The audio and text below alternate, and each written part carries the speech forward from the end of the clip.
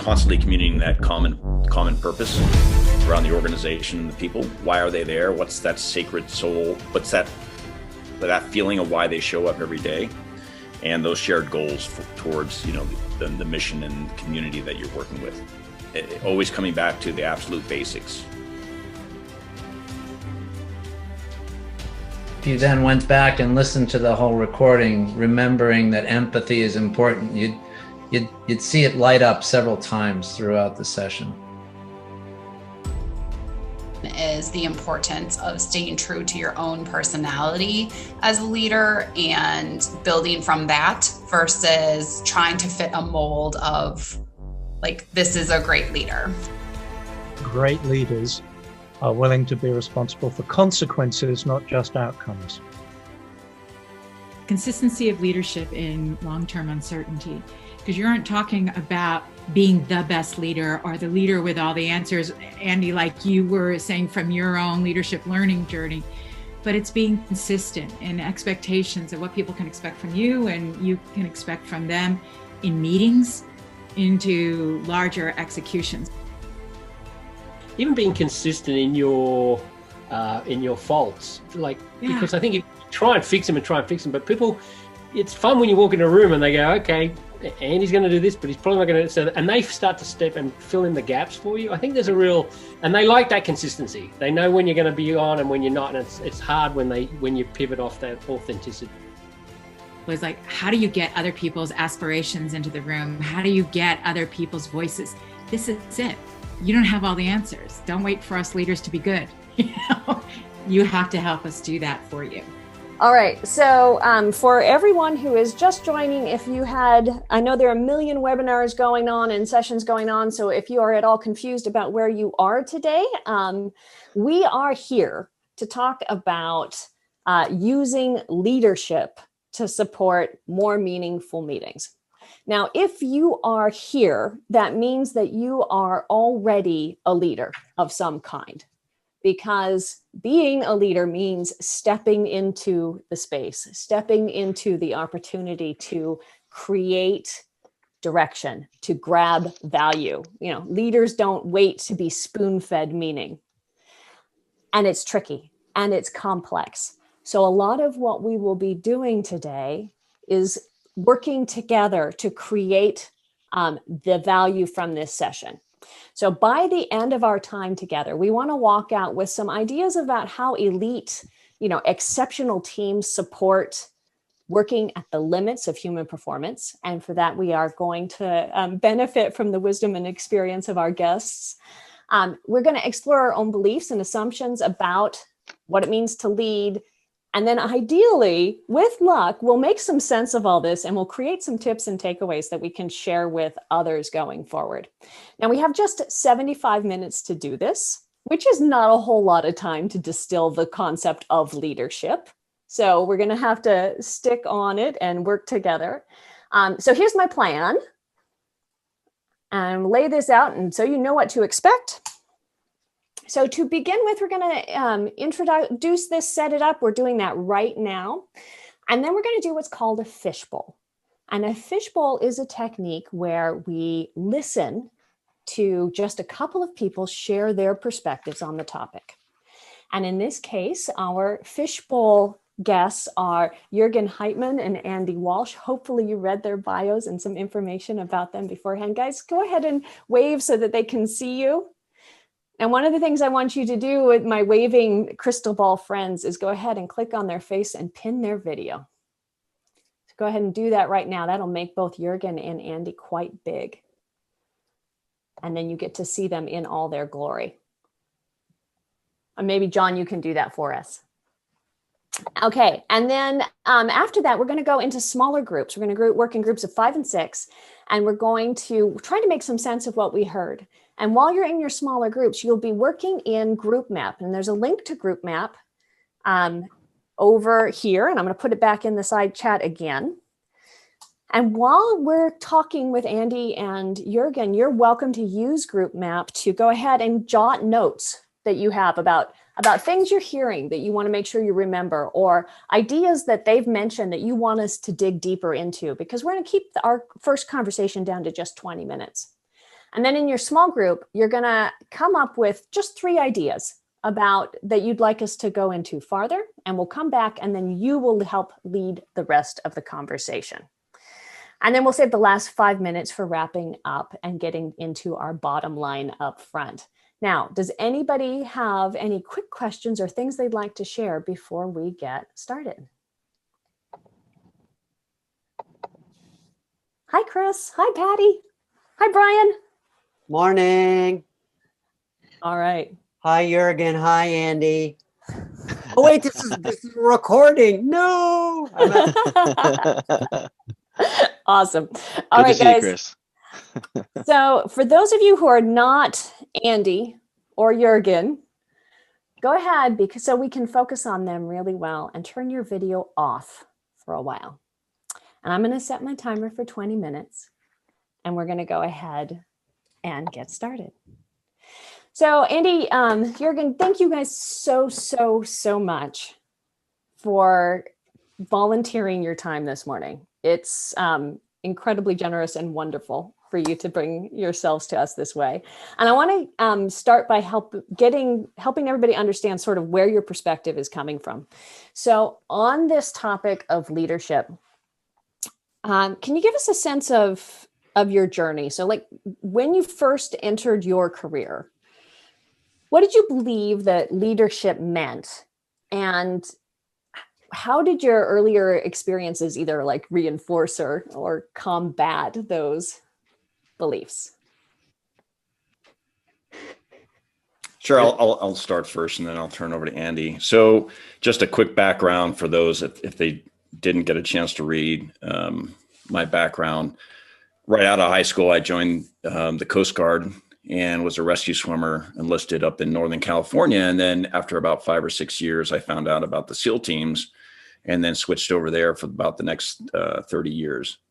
And I think what I really had the privilege of is being around some, of course, amazing leaders, but unique environments and unique challenges and unique failures and learning opportunities that really emphasized the maturation of how we look at leadership, how we look at communication. And today I'm going to focus a lot on the communication aspect in different environments and how that relates to the meeting space. But as we all know, it's all about communication. And I think, in the beginning, you have a perception of what you think you should be doing. You're taught in a very structured manner. You're being developed as a coachable, quote unquote, coachable athlete. You're learning how to learn, and you're really being taught self-awareness, team awareness, environmental awareness, and you're listening. You're becoming a good active listener and observer and reflecting. And what I was picking up was how people interact. Their actions spoke louder than words. Their action was communication. It amplified, our behaviors amplified our culture, how we lead, how we act, and not what we necessarily said in our environment, because it's a very visceral environment. And I think what I learned is through the maturation of my career in the different environments, and as it grew in complexity, not necessarily tactically, though that was a critical foundation, but the strategic and political environment, it turned back onto a sense of how I communicated not to the performer of the individual, but more about the individual in and of itself. There's a deeper sense of empathy and understanding of where they stepped into the picture, a deeper sense of respect. So I think one of the critical pieces that most people don't get a chance to really appreciate is the perception and the reality of our world in special operations. And there's always this sense of what you see in the movies and what you read in the books and the Sergeant Rock perspective. And actually there's a really deep sense of empathy and understanding and adaptation to the environment, still with direction and guidance and leadership, but it's a different leadership. And I think that was really kind of my journey that had emphasis in different points in different environments that really drove that home to the sense of when I just retired a couple of years ago, the complexity around that from a strategic sense of relationship and communication and the importance and the goal of that was a whole different sense of engagement, of leadership. But I'll turn over to Andy for some reflections from him. Thank you, Jurgen. Well, good morning, everyone, or good evening. I'll just go with both, at least. Probably couldn't be more different in our sort of trajectories, but funnily enough, I think sort of Jurgen and I ended up in a very similar place. I started off early as in my training early was as a coach, as a human in the human performance realm. I doubled down and did the coaching degree as a double major, so to speak. So as you know, so I can fundamentally teach. And I think the sort of summary of that was that I sort of reflect back. I sort of started with this idea of coaching as the sort of model, but in the coaching world and the way they teach it to you in the sort of pedagogy of it is there's either very directed instructional coaching, very efficient, very quick, but very boring. And there's the sort of guided discovery model on the other end of that spectrum where you kind of let people find their way and et cetera, et cetera. My very first experience leading a group in a formal environment was I was given a class of 5-year-olds, kindergarten, to teach for 6 weeks in phys ed. And I realized that guided discovery was some joke that someone had put in a textbook, because if you let them try and figure out what was going on, there was chaos ensued. So I got to this very directed model and the kids thrived. And funnily enough, sort of my career just went from sort of coaching into sort of the more science of human performance. I got the opportunity to sort of see and observe extraordinary leaders and coaches. I got to work with communities like Jurgen's. I got to see business leaders. I got to see a lot of world-class coaches, right at the top of their game.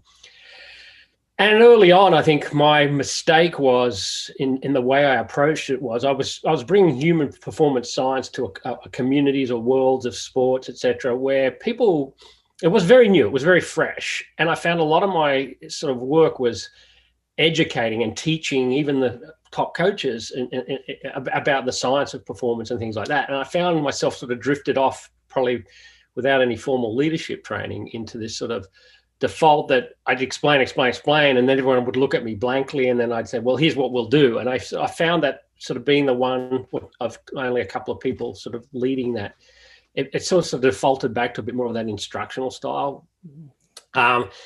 Again, but then as I observed extraordinary leaders across all these domains, I saw that there was so many different ways of doing this, so many different approaches and styles. And my sort of bigger takeaway started to be, I kind of fell into that trap of reading a book and then trying to figure out how to be that leader. And and my skills on the management side of organization and everything, I felt like and to this day still feel like that's where I let everyone down. And I tried as hard as I could to be that great manager, organized, structured, because great leaders had a plan, and I read all that stuff. And it just never worked for me. I couldn't do it. And I found that I'd also lost touch with, as Jurgen said, sort of connecting with the people. I was so busy trying to organize the perfect structure and role that I wasn't sort of paying attention to the individuals.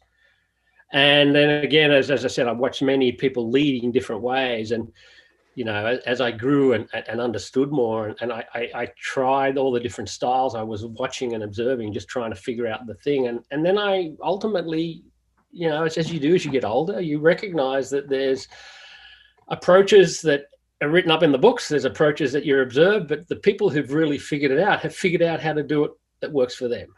You definitely lean on examples, and you try, and in some cases you just see people do things in a way as a leader that I think you try to emulate a part of, but if you try and copy them, you just don't bring that full package to the table. And I think that creates work.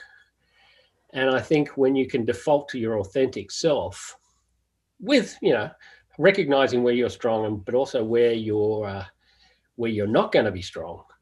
And that's where I started. When I really started to figure it out was I started to recognize that, there's so much more that could be gained if you started to develop your own style. And where you had the holes, very quickly fill them up. Make sure that those holes in your style that may not serve everybody underneath you the way that you should be serving them, they feel more comfortable with, say, in my case, more structure. Find people who can bring that to the table and do it really well. And then you thrive, and you get that sort of team leadership approach where you're leading in one way and you're leading the other. And they're sort of leading in the other approach. And sort of just to wrap it up, because I know we only have a couple of minutes, I guess. where did I land? I guess. Yeah, I guess that's really the next question for both of you, right? Because you talk about finding the thing where you can lead as your authentic self.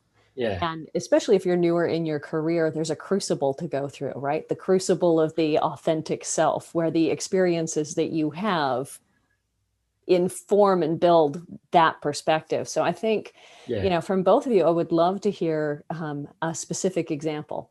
Like, here's an experience that I had that helped me understand what works for me. Only, you. Only for me. Well, I think when I'll give a quick one. I'll throw back to Jurgen. One of my early experiences was, and it was really interesting because it was also a cultural shift for me.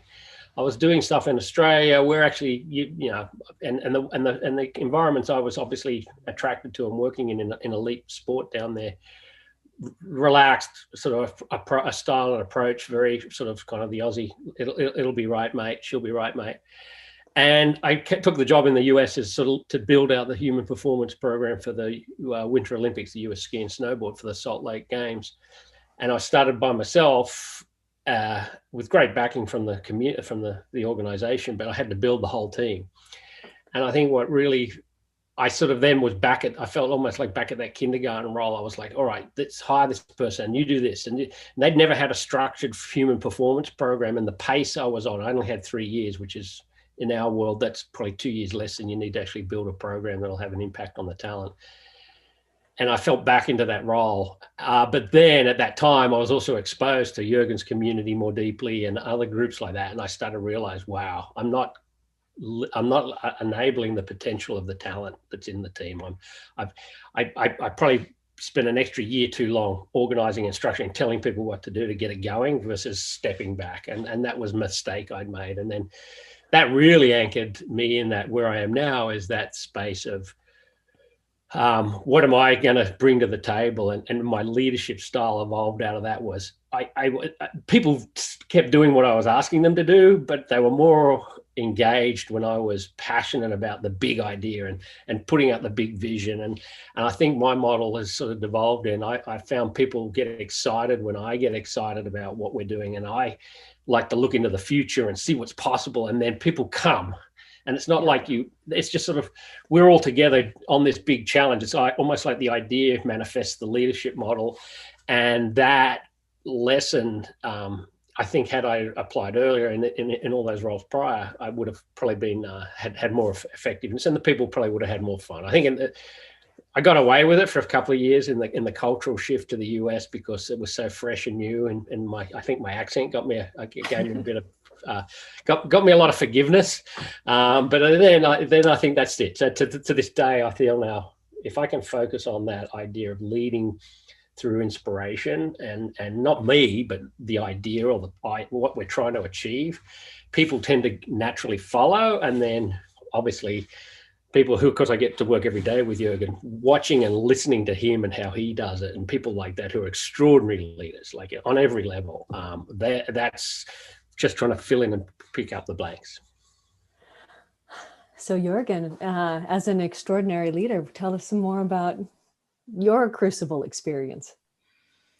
Yeah, I think just ending on that note from Andy, I think one of the greatest pieces I've been taking away from being around this group and others is not striving to be an expert as a leader, but be an expert learner. And I think this mindset and this humility of becoming more of a coach, and where this was emphasized to me, and besides what I'm seeing now, in this amazing community of Liminal Collective and the people we are touching, is probably mid through my career over in the battle space as a task force commander.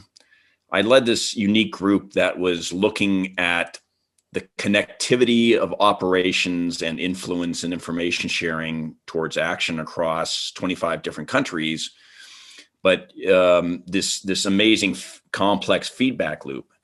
And what I had coming in was this Star Wars bar of unique people from many different organizations, many different cultures, many different countries, some that don't have any counterterrorism background at all, and some that are deep operators. and how, from a leadership perspective, I took this Star Wars bar and tried to put it together with a common intent and common direction, with very, very fast dynamic feedback loops, a huge learning velocity, and a bias towards information sharing to action and the accountability and responsibility of that. So from the leadership piece, again, as we were adapting to all our different cultures, this coaching mindset versus back to this directive mindset that you would think a leader would be doing in that world was so important, because again, by doing that, it was starting to touch the individual in it of itself, and not the role or the title of the individual. And that developed this unique sense of connectedness, this trust, and this transparency across the group. That accelerated and amplified our speed of learning, our speed of execution, and our speed of communication.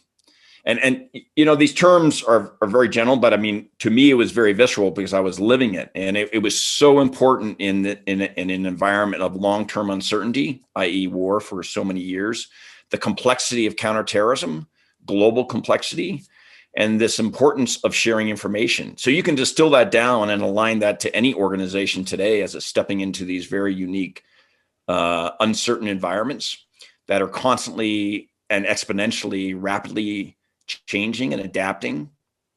And the humility as a leader and as an organization to not force what you think is right, but always kind of, as I always think about, is great leaders move before they're forced to move.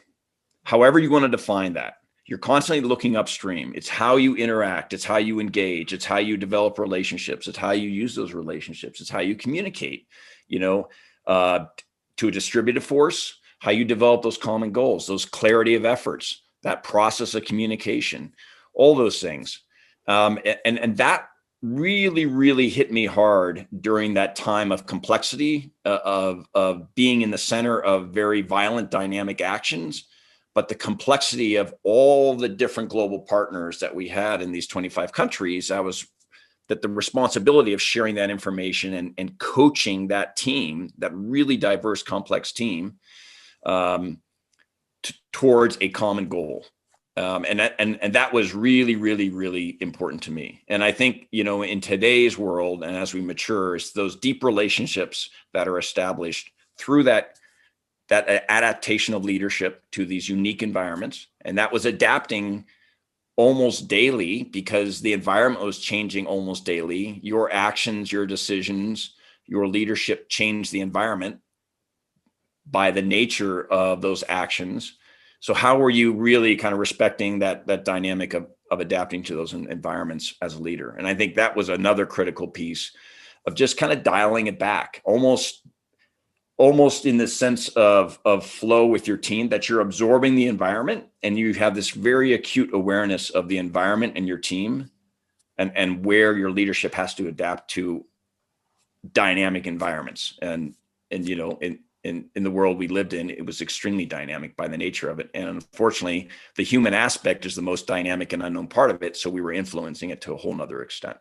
So Jurgen, Sue in the comments mentioned it makes her think about how quickly the vaccine has been developing for COVID, that kind of in highly dynamic, highly complex environment. But to anchor this for folks who have not heard the backstory, you're talking about overhauling communication structures during the Iraq War, right? Yes, and that's one aspect of it, because we had, so many distributed cells. Mm-hmm. So how do we fuse that together? How did we articulate a shared purpose, a common goal? As we always said, this shared consciousness, so people can move through that with clarity of their pathway and their goals. And I think that's one of the biggest things in this environment that we live in now is where a common goal, even though we're so distributed and virtual in some sense, really connects people together. And that's a huge aspect. And how do we as leaders develop a disciplined structure and architecture behind that to do that? And it's not easy at all, and it's hard, and it's a lot of learning. But the important step is you have to take that step forward. And like I said, you have to move before you're forced to move. Then you're behind the curve. So I think back to the question here, the complexity of the vaccine now, it's almost like war. Okay, we're in it, we're doing it, we accept the reality of it, but who's thinking way upstream? And that's where usually the failure becomes of, what is that process when we get to these key milestones? Where are we thinking way upstream? What are the second, third, fourth, effects of what our actions are occurring? And how are we really putting those contingency plans that we then begin to pivot off of? How are we managing those consequences, both in our own minds, both the good and bad consequences, because that's the mental aspect, the aspect you can control. You can't control the environment right now. The global political environment, the global pandemic environment, how humans will react, you can't control that. But what you can control is how you manage your consequences effect, and how are you contingency planning to do that. So then you pivot off those learnings and those actions. That's where people can calm down. That's where you get this consistency of leadership in long-term duration uncertainty. Some of my reflections from the experiences and people I've seen. Awesome. Okay, so speaking of looking upstream and creating your own value and moving forward and whatnot, I think this is a great moment for us to pause and break out into smaller groups for a little bit. So for everybody here who is not Andy or Jurgen, go ahead and turn your cameras back on. And here's what we're going to do. Because we've just started, right? We've just started to touch on all kinds of interesting possible topics. When do you go fast and slow is one of the questions Chris asked in the chat. And complexity and directive leadership versus coaching leadership versus vision setting versus, and then what is this, Jurgen just started to talk about structure and pacing and, all of that kind of infrastructure stuff. And we haven't gone deep into any of it yet, but guess what? Good news, we've got time. But how we're going to work on this first is we're going to break into groups. And here are your instructions for your group. So as you go into your group, and I think groups of, I want to say 4 or 5, maybe, you'll have 8 minutes. It says 10. I said, so you're going to have 8 minutes. And your mission in your group is to select 3 questions or topics you'd like this collective to go into deeper. All right. You can use Group Map to see things that we've already captured and capture more ideas that way and to guide your discussion. When you get into your group, I invite you to introduce yourselves and to first each share one thing that you found fascinating and one question that you had so you can get those all out. And then spend your time together coming up with your 3 questions. And then we'll bring you all back. Nominate somebody to speak for your group. Now, 3 times, however many groups we have, there's no way we're going to get through all of them. I'm inviting you to pick 3 so that as we go through each group and ask you to bring your question to us, in case your question gets taken, you've got a backup and a third backup, because there's a good chance we might have some overlap. Does anybody have any questions about what is about to happen? Okay. John, would you be kind enough to throw everybody into groups? 3, 2, 1, automatically whisked away. Off you go.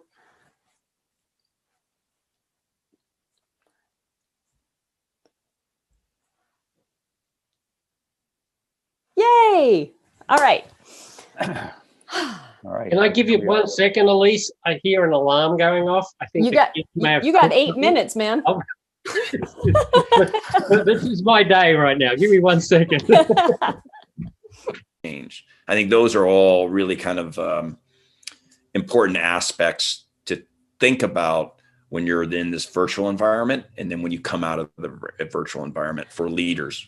So for you both, I'm curious, now as you've been working with business communities, right, where the and the maybe some of the creative communities and whatnot, where the imperative for planning, for learning, for getting it right, because if you fail, you lose the gold or people die, isn't there, right? What have you found to be ways in which what you're saying resonates, and where is it that they struggle in a way that you can't quite break through? Andy, you want me to start, or would you like to start? When you start, but one thing I would say at least is just to set up Jurgen a little in a different framework is people say that like you're not losing a gold, or in some cases someone's not falling off a mountain or near But the reality of your training and your background and everything, that losing $1 million or missing that big deal to them feels the same up here. Within context of losing a lot, it's right. Catastrophic. I'll put in the term catastrophic, and I only know that because in many cases over the years, observing non-life-threatening sort of decisions and processes, but people ultimately, even in the worst case scenario, commit suicide as a consequence. Oh yeah, I think they feel it just the same way, and so I sometimes think that helps us sort of, to your point, that helps us sort of break down the barriers and go, no, this is super important to you. And it feels like life and death. Yeah. Yeah. I guess, and I guess probably like I have the great blessing and curse of working with folks who are farther down the chain quite often. Right. You know, who are stepping into leadership roles in the middle levels and whatnot, where it's not their initiative. it's not their butt on the line if the deal goes south, you know. But there's a balance. I think being in the middle is the hardest. Yeah.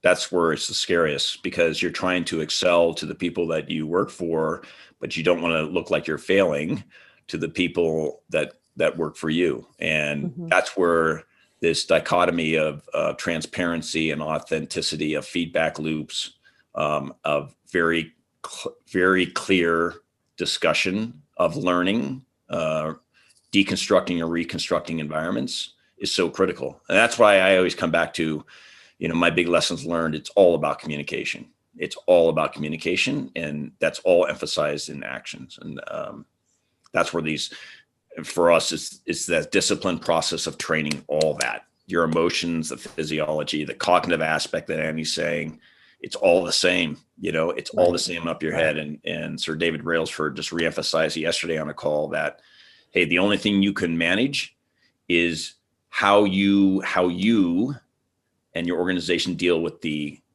outcomes and the consequences of it, both good and bad. And instead of reacting, how do you respond to it? You have to do proactive planning from that. And that's a structured architecture of communication and thinking about that stuff. I love that.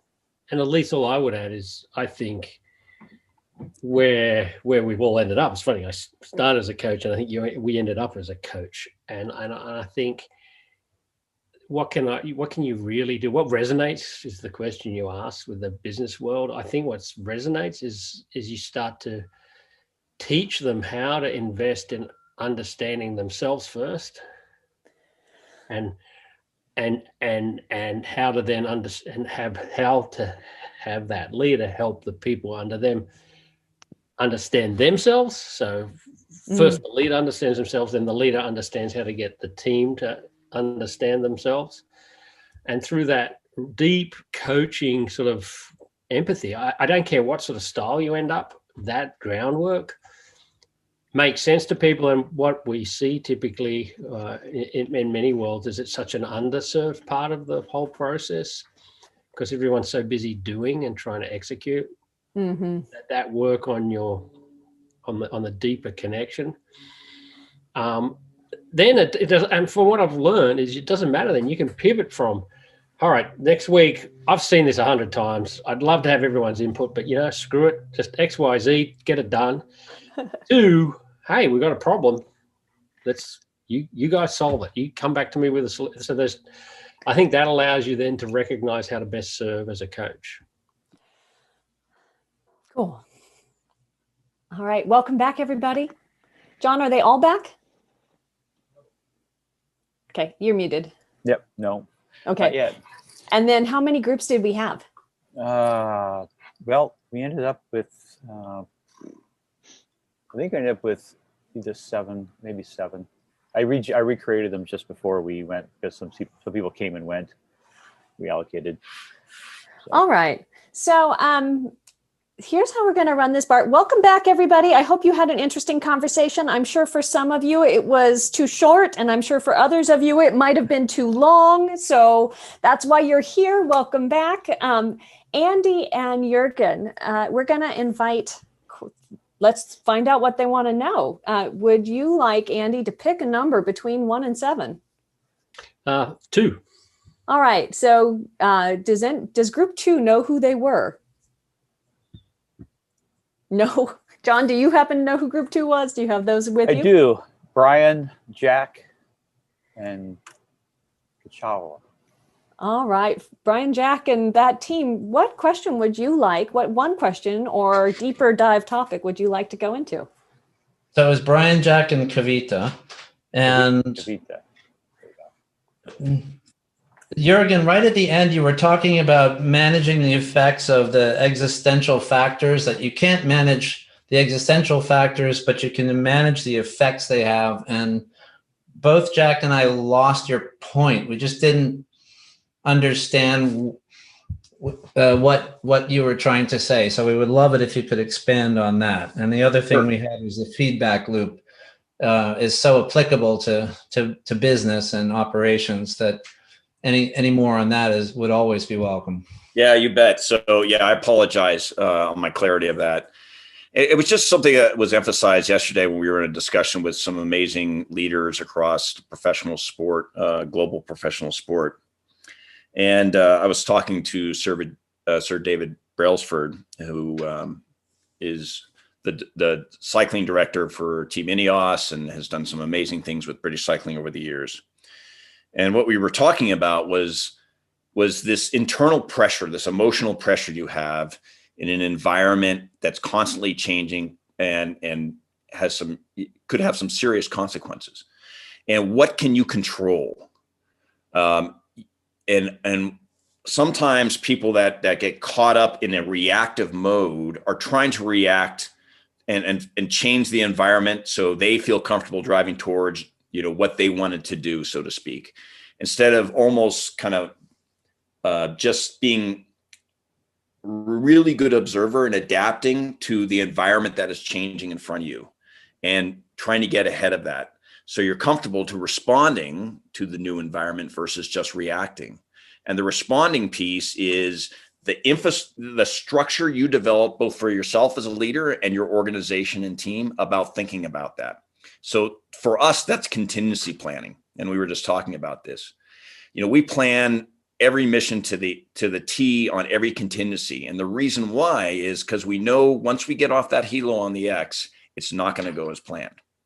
And even getting to the X usually doesn't go as planned.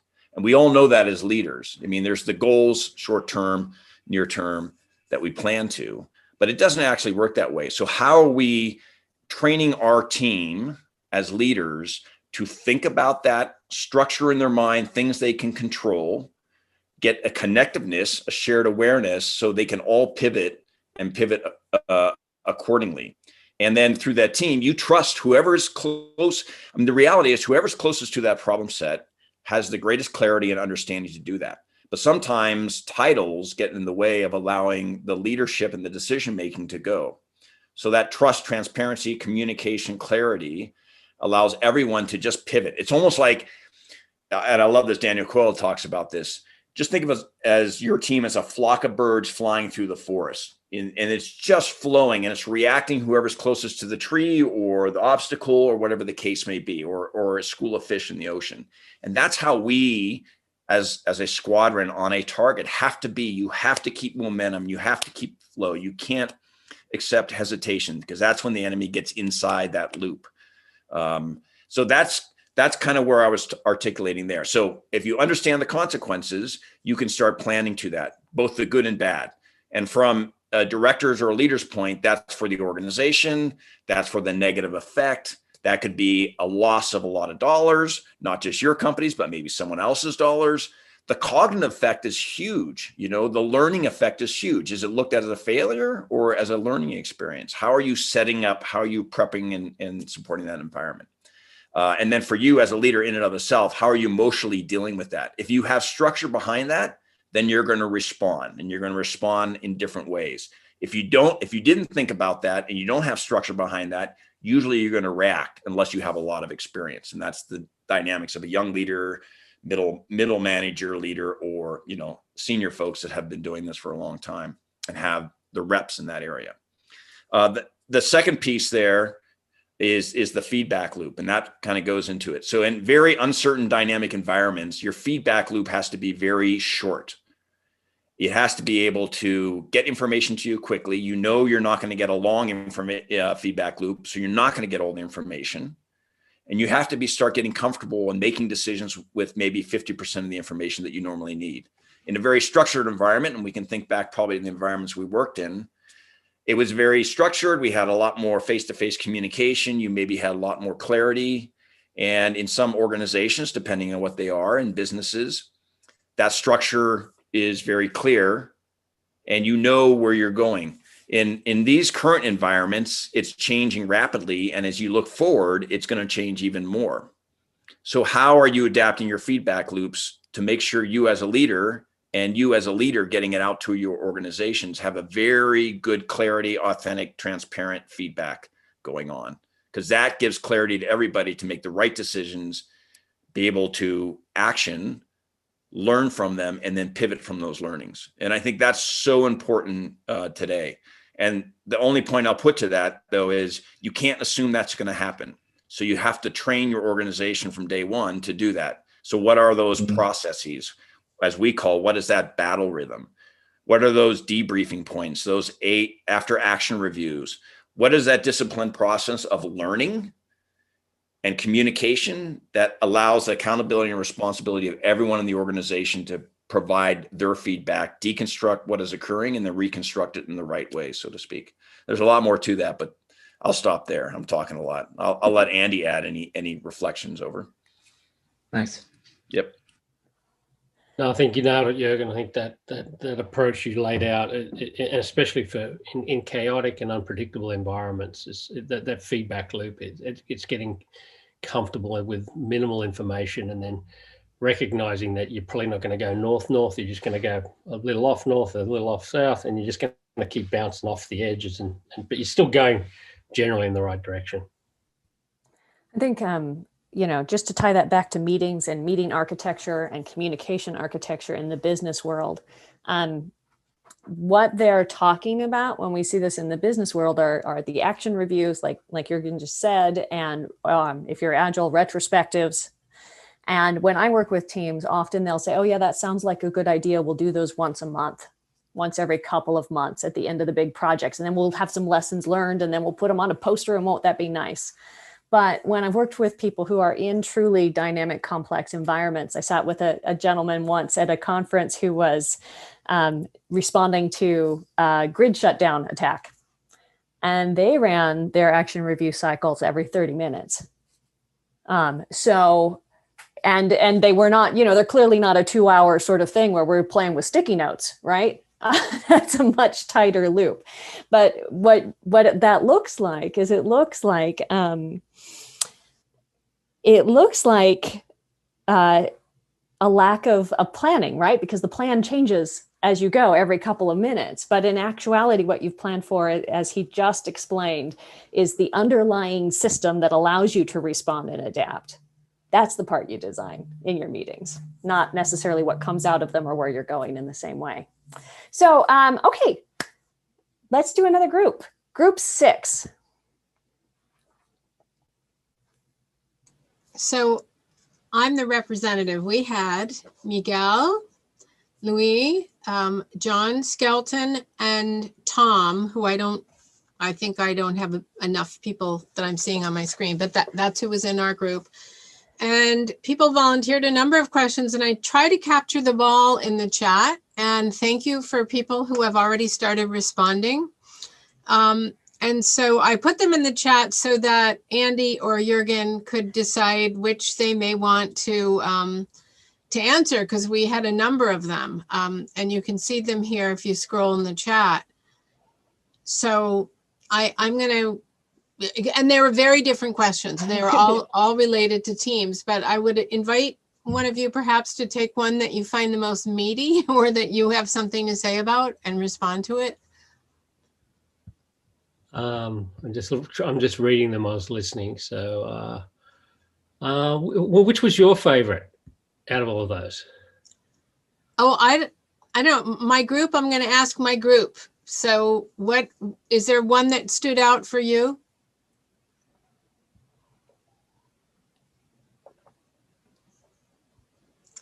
Louis, Miguel, Tom, John. It's funny. I mean, let me show you something that's really an interesting observation versus an answer what people are thinking. This team size thing comes up a lot, and you hear all sorts of anecdotes. And Bezos talks about 2 pizza teams, and that's the maximum. So when we run our training evolutions, where we really are trying to get a group of people to grow and learn or something over a period of hours or days, we find that anything above about 15, 16 becomes a challenge from us with respect to just getting everybody's input and everybody's participation. Funnily enough, and this was a study I was part of many years ago, the research around the world on sports teams, there's a fundamental reason why they range between 4 to 5 to 15 to 20. And we don't know why, but the theory was from an anthropological perspective, that was the amount of people that you could fundamentally organize well to play. I don't know if there's a real answer in there, but fascinating over the years to see that. I think what someone actually noted here, that these very highly structured, high-performing units tend to be a little bit on that sort of 5, 6 to 10 to 12 numbers. But then you look at a team that's sort of working on a moonshot, like literally launching a rocket to space, and it's hundreds and hundreds of people. So I think potentially defining what the goals and outcomes are, how much communication is going to be needed, and how much structure. But I definitely agree with someone said here, the bigger the team, the more work it is. That's fundamentally the law. And I've never seen another solution. I don't know, Jurgen, if you have anything to add to that.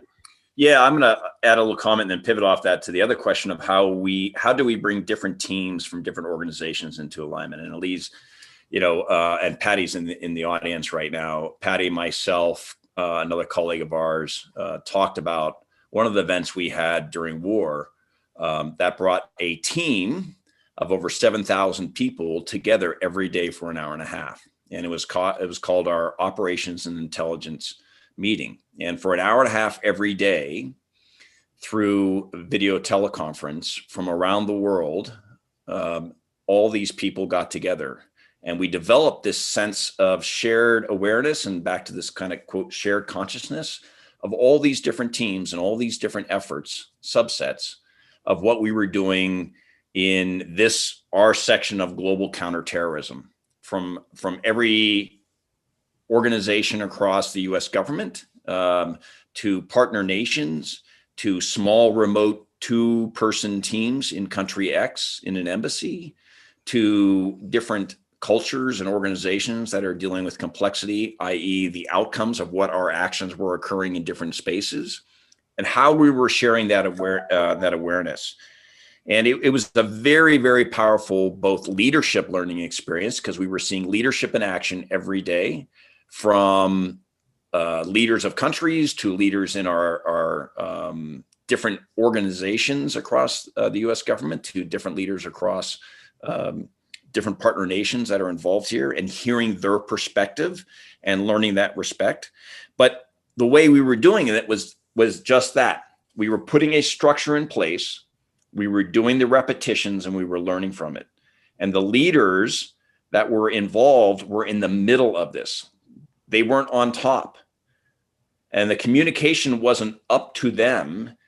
They were enabling and facilitating and asking the hardest questions to the environment and catalyzing the information. The leaders were giving us kind of the fence lines of awareness of what was going on strategically, from the priorities operationally, and then the tactical aspect was coming and was being expected from the teams closest to the problem set. And this started going, and this happened for years and years and years and years through the war.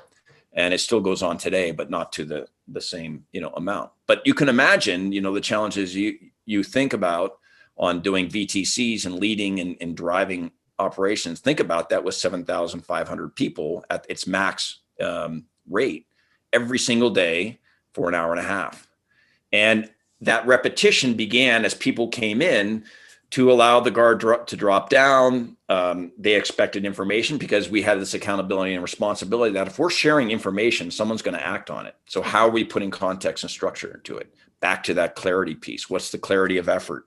And how were we pushing the edges of expectation and creativity to think about how we were going to act with that information or how we were going to share that information? So that's another tool, an interesting tool. And I mean, that's another whole couple hours of discussion to talk into that aspect. But the point was we started something, we holistically started a meeting and then built upon the learnings of that every day for years to the complexity of that many people from around the world being involved and being interconnected and understanding like, okay, got it. I know where my role is in doing that. So I'm seeing all kinds of chat like, oh my gosh, how exactly did you do that? Who started it? What was the deal? What was the order? How long did it take? Who called in? What was the tech? This is all before Zoom fatigue was a thing, right? This is all before the corporate CEOs decided it was okay to talk to their people, which they have done in this last year where they show up and they actually Zoom their companies. Guess what? People have been doing this for years at a larger scale than your company is.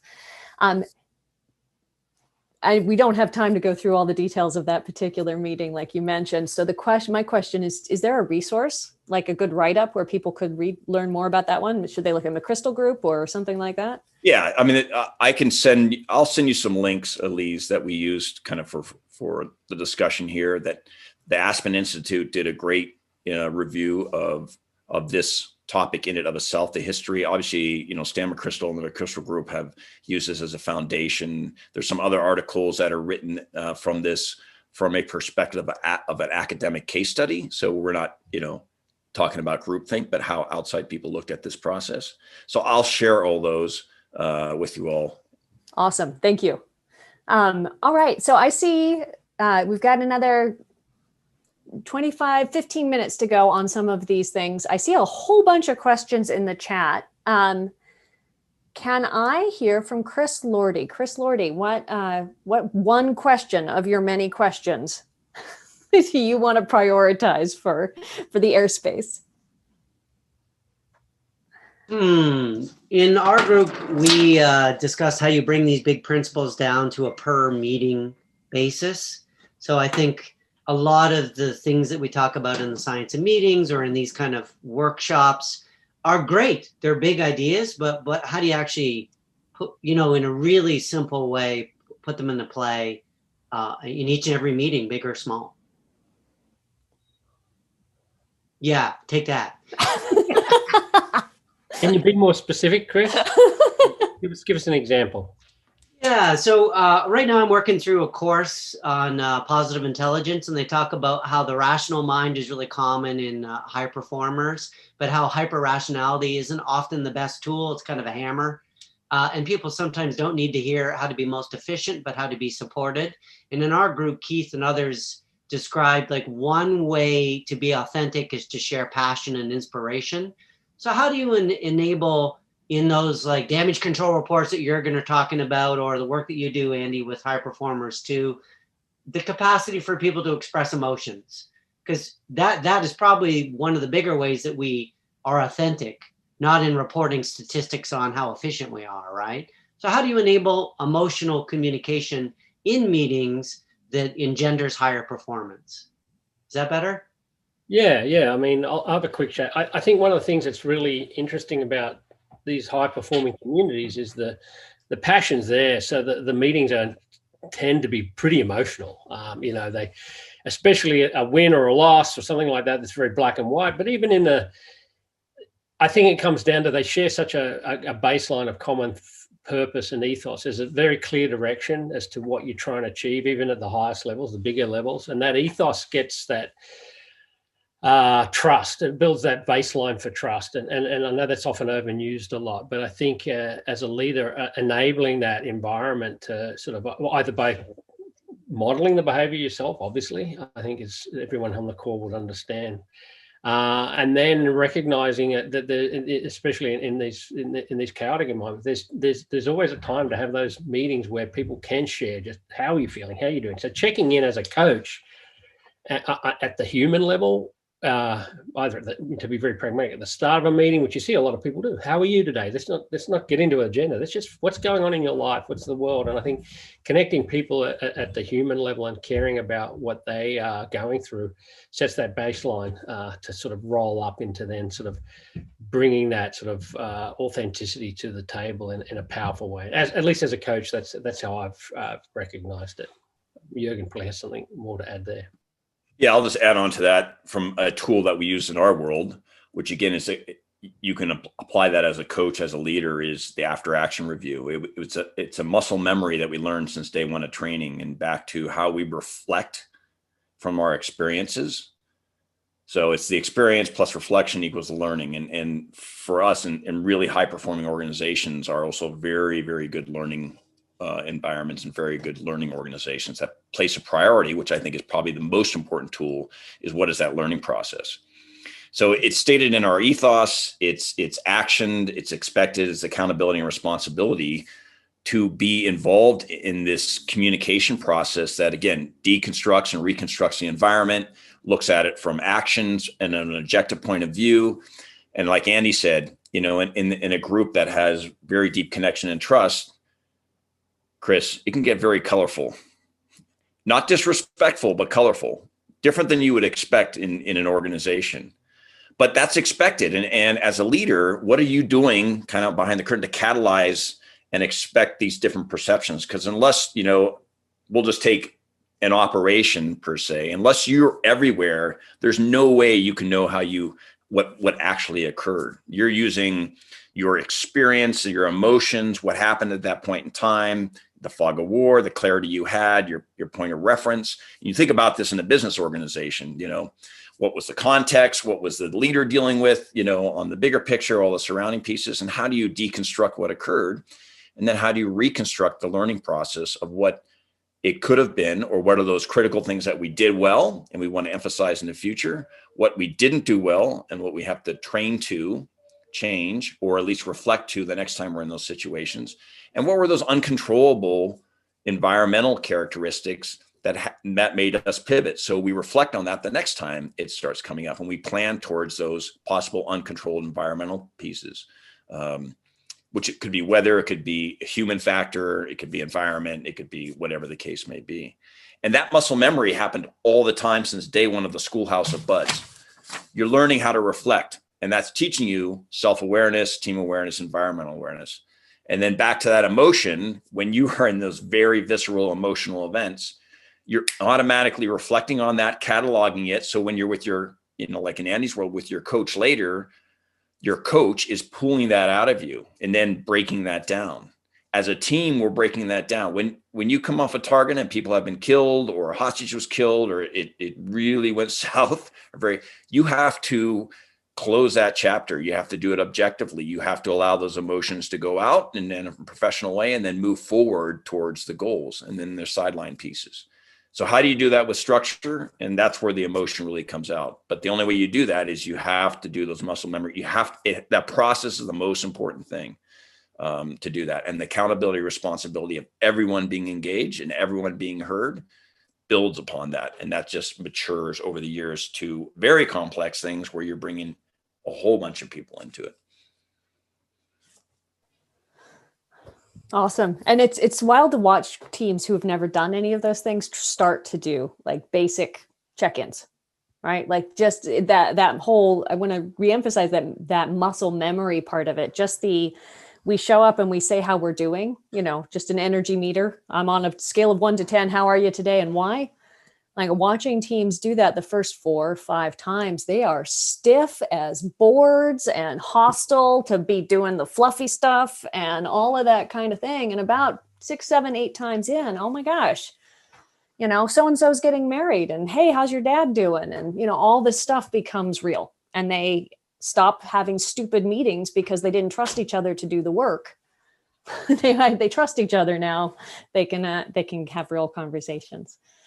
And funny when you say that, when I think to the online meeting, because I know a question came up there, what I've noticed, and humans evolve quickly. So the start of Zoom meetings at the beginning of the pandemic to where we are now, and people tried to bring that false organized business world to their home Zoom meeting, and people were struggling because kids were in the background and things. And then to the point where we are now, most people have accepted that it's actually real and human to be having chaos in the home life behind your screen.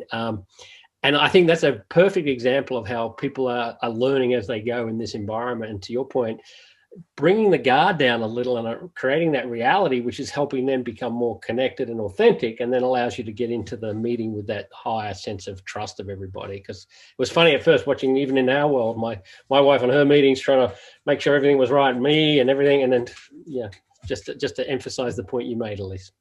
Yeah, absolutely. The thing I would add there is that one of the recommendations that Elise and I continue to make to everybody is start your online meetings with a couple minutes of real how you doing conversation, that small talk.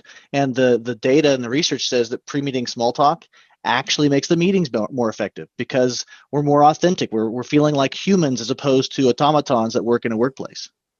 Yeah. And of course, that means you also have spoken and you're not doing your email at the time. So clever strategy there. Linda, you had a number of questions. I think we have time for one more before we wrap up. And since you had so many awesome, and Linda's got a very different perspective. So Linda's a professional master facilitator working with very different kinds of groups. Linda, what's something you would love to dive into in our last couple of minutes? Jurgen and Andy talking about their greatest insights around leadership online, really where we're going now. Many of us have the understanding of welcoming people and speaking to the relationship. Our group talked, Jurgen, about our gratitude for your emphasis on relationship. How do we really get it genuine when we know that this is, and Andy just started speaking about this. Is that a little bit too broad, Elise, or can you focus it for us? I'll just jump in real quick. Actually, Patty's husband, Admiral Mike Lefevre, really drove this into me for many years working with him, that in the end, when you reflect out, the most important thing, top 3 most important things you've ever done is building relationships, and everything that pivots off of that. But back to one of the key things on what we did from a virtual perspective that was really different is we made failures visible. And it was important we did that all the time because it really almost amplified and accelerated that trust and transparency, both failures as a leader. So from leadership, how are we feeling in communication? How are we feeling in action? What are those consequences? And again, thinking about that all the time. So we lived in an environment where failures were the catalyst of really creating change. And Patty mentioned it in some of the chat, that it is so important to have the time when you're, in this really globally connected, very complex environment, not necessarily in crisis, because there was another question about that, but how are you doing that repetition where you're stepping in and you're showing, you're being vulnerable and you're showing those failures. But the leadership part is, again, back to that learning velocity. So how are we quickly learning from those failures and driving forward? That sheds so many compartmentalization aspects, titles, things like that. And it really gets to the root to authenticity of things. So I'll just stop there real quick and pass it to Andy for any reflections over. Linda, that's a great question. I think I probably touched on one of the greatest insights was this observation that trying to maintain a false narrative or false avatar about your environment at this moment and trying, there's all the fantastic YouTube videos of the kids in the background stuff. I think if I step back and look at the last 8 months and just focus on that, because I think that's been the greatest lessons learned, is this is, as a human, as an individual, there's all these challenges that are being imposed, the pandemic, social injustice, democracy, climate. You pick this list of things that just seem to be stacking up. So this is this overarching sort of pressure on the system. And then you switch from, hey, I'm going to work, to I now have to meet online. And I think my greatest insights is that first and foremost, what you did in the old way of doing meetings dragged into the new way of doing meetings, and it just doesn't work. Have I got a great solution for you? Not really, but what I do observe now is that I think there's a much greater demand for experimentation with this. I think Elise has done a wonderful job even today of how she structures this. I've learned so much listening and watching this process. And I think what we do know is even in the online environment, and I'm seeing some of the research out of the neuroscience labs, and that is the slight delay, the inability for the face and the human to connect properly. And just 101 neuroscience, when humans engage face to face, there's so much that's transmitted about each other via the micro expressions, the mirror neurons, everything that's going on that isn't captured. And in fact, with Zoom, because of that fraction delay, there's that little bit of drag on that sort of information. It's actually creating a greater sense of cognitive dissonance in the brain.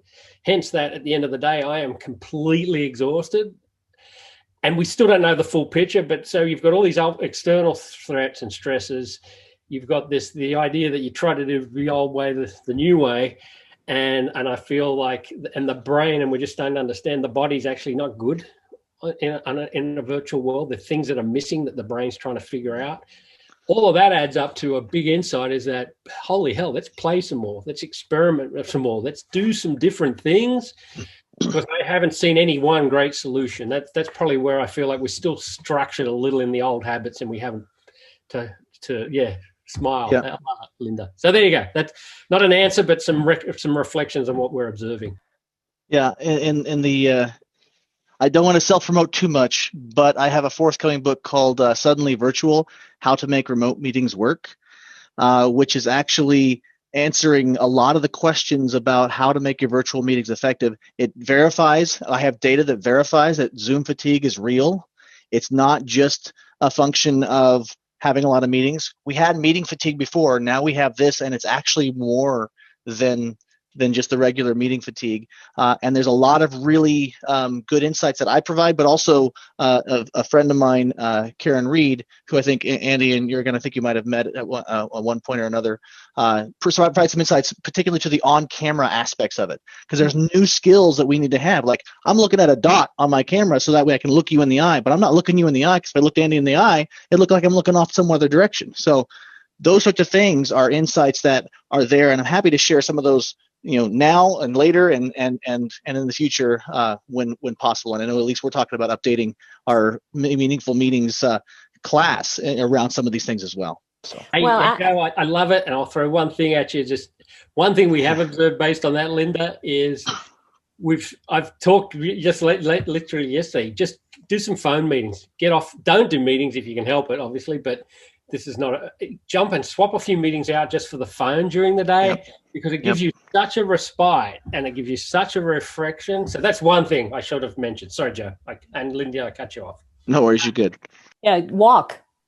Get on the phone and go for a walk, right? Like, if it's something that's about connection, how awesome is that? Lousy if you need to take action items and decisions in documentation. So be clear about what kind of meeting you're walking through. But so Joe, awesome news for you. That is the link to our 2021 Science Update event that you and I have planned for February 25th. That will be the capper for this series. And speaking of cappers, it's time to cap our session today. So today we are tackling leadership for exceptional teams, leadership in meetings, using leadership. Oh my gosh, what a soupy, huge, messy topic, right? So that makes this a sense-making session. And it's our moment now to try and make sense of what we've achieved here today, if anything. So as part of that, for those of you who have been with us before, it's time for our bluff. So our bottom line up front. For those people who were not here today, as they go to watch the recording later, what's one thing that they should keep their eyes open for? What's one thing they should know or have in their minds that they can then be attuned to as they go through this later? I invite you to unmute and speak. I would love to hear from as many voices as possible, or type in the chat.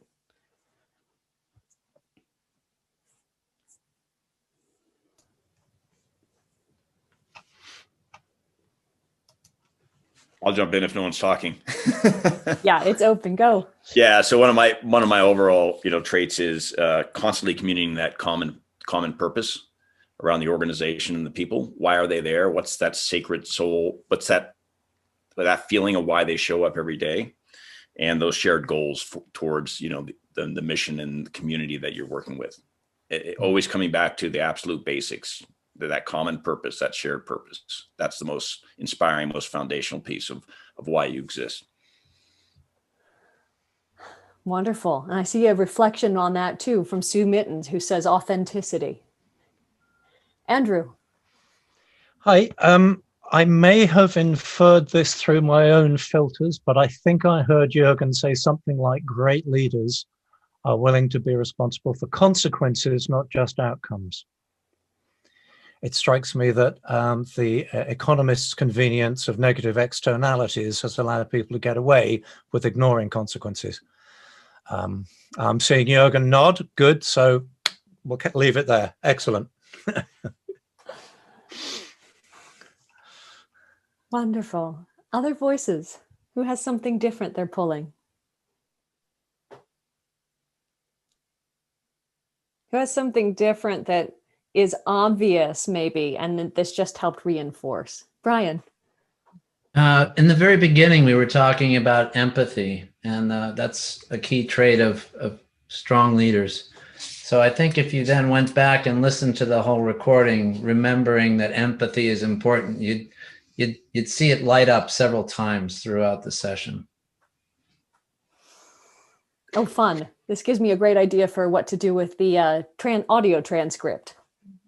I'll do a count. We'll say empathy, and empathy. I'm loading the dice a bit. Amy, did you have something? I also put it in the chat, but I think one of the things that stood out to me, and it was said almost right away in the beginning, is the importance of staying true to your own personality as a leader and building from that versus trying to fit a mold of like, this is a great leader. So thank you for that. I'd love to pivot off of that, because the one thing that I heard is that really captured me, especially Jurgen, was the consistency of leadership in long-term uncertainty. Because you aren't talking about being the best leader or the leader with all the answers, Andy, like you were saying from your own leadership learning journey, but it's being consistent in expectations of what people can expect from you and you can expect from them in meetings into larger execution. So that just really, really struck with me. And I think we're going to steal that. Patty, I would say, just not to focus on it, but even being consistent in your faults, because I think if you try and fix them, but people, it's fun when you walk in a room and they go, okay, Andy's going to do this, but he's probably not going to. So, and they start to step and fill in the gaps for you. I think there's and they like that consistency. They know when you're going to be on and when you're not, and it's hard when you pivot off that authenticity. Yeah, I always call it to like play to my strengths and delegate my weaknesses to somebody else's strengths. Because I think one of the chats was like, how do you get other people's aspirations into the room? How do you get other people's voices? This is it. You don't have all the answers. Don't wait for us leaders to be good. You have to help us do that for you. So yeah, I agree. Awesome. Amazing. All right. Thank you, everybody, so much. I think those are great takeaways. And in terms of takeaways, we will also make the recording available, the chat transcript, and then that group map where we've started to make sense of this. That's not going away. You see questions on there you want to answer later. You see links that you want to put in there. You have tips and takeaways you want to build on. Go for it. Let's leave that bad boy up and make that an even better, more rich resource. Going forward, you can expect an email within the next couple of days with all of those things. I'll edit the recording a bit and put that together. And then in the future, we have more of these events. They're all, those of you who've been here through several, they're all very different. Our next one is next year. So please, please, please have a fabulous holiday in the interim, and then come back and join us next year as we talk with Matt Abrahams about how to keep groups on track with grace. He's a fabulous, engaging strategic communication expert working out of Stanford. After that, we'll meet with Shashir Maroda, who is the CEO of CODA, who will talk about keeping tracking meeting records, basically. And then Joe and I will be back to talk about what we've learned in 2021. We should invite Karen. Yes? Joe, that'd be great. Yeah, it'd be great if she could join us. Cool. All right, everybody. Thank you so much for spending your morning, evening, afternoon with us. We really loved having you here. Thank you, Andy and Jurgen, for sharing all of your time with us and your perspectives. Always. Thanks, Andy, Jurgen. Cheers, guys. Have a wonderful Isis, Joe, Elise. Okay, cheers, everybody. Bye-bye. Bye. Wonderful. Thank you. Bye-bye, everybody. Thanks. Happy holidays. Bye. Thank you. Happy Bye. Hanukkah. All right.